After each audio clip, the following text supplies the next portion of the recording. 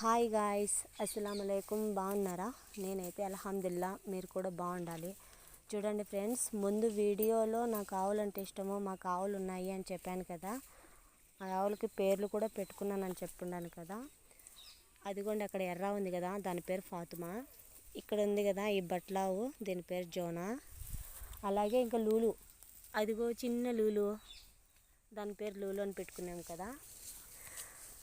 So ఈ వీడియోలో నేను చెప్పడం ఏంటంటే, ఆవులకి మేత వేయడము, అలాగే పాలు పిండుకోవడము, పెడకలు ఎత్తేసుకొని ఆవులు రోజుకి ఒకసారి రెండుసార్లు అట్లా డైలీ శుభ్రం చేసుకోవడం లాంటివే కాకుండా, మధ్య మధ్యలో ఎదకు వస్తాయంటాయి కదా.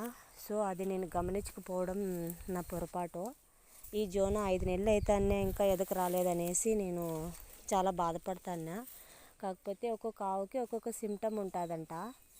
అదిగో అక్కడ ఉన్న ఫాతు అయితే ఈ నెలకే ఎదకొచ్చేసి మందులో ఉన్న ఆవులన్నిటినీ ఎక్కడమో దిగడమో అట్లా గోల్ చేస్తూ ఉండేది. అట్లనేసి నాకు తెలిసిపోయేది, ఓ ఇది ఎదకొచ్చేసింది అనేసి.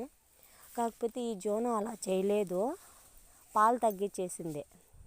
నైట్ 1 లీటర్ పాలు, పొద్దున 1 లీటర్ పాలు తగ్గించేసి మేపు సరిగా తినలేదు, అలాగే కుడితీగ సరిగా తాగలేదు. పైగా ఇదిగో తోక ఉంది కదా, ఇట్లా తోక పైకి ఎత్తేసి అట్లనే ఉంచుకోండి. అలాగే నడుము మీద మనం చేస్తే అట్లా అన్నికి కూర్చోవడం, అదే ఈ జోనా సిమ్టమ్. అంటే నాకు దీన్ని బట్టించి నాకు ఒకటి అర్థమైంది, ఒక్కొక్క ఆవుకి ఒక్కొక్క సిమ్టమ్ ఉంటుంది అనేసి. ఓకేనా ఫ్రెండ్స్, ఈ ఆవుకి ఈ సిమ్టమ్ ఉంది.